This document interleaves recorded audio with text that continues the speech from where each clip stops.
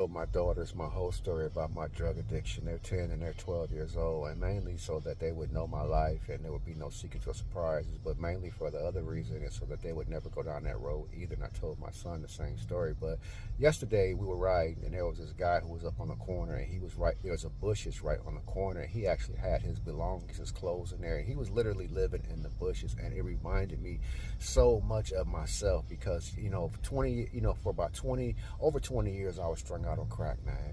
And one of the main things I remember out of a lot of things that I used to do, and a lot of nasty places I used to live, and a lot of nasty places I used to go, is I remember living in these bushes downtown Detroit. Before Detroit became a lot better downtown, I remember actually living in these bushes. It was actually a couple of set of bushes that I would live in, and there would be rats jumping all around me. So when I'm looking at this guy in the bushes, I'm just reminded of how far I've come, how far the Creator has, brought me from living in the bushes. And I remember being inside of these bushes, I would be so drunk and I would be so high, there would be rats jumping over me and everything. It's a crazy life when you're on crack, because the thing is, you don't want to be on crack, but you can't help it. It's such a stronghold. It's such a demonic drug, that was sent by some kind of evil force here to destroy people, that it has you just like that. I know women that sold their children, but anyway, going back to this guy, in the bushes yesterday, it just brought back a lot of memories, how far I've come. I've been a responsible father for the last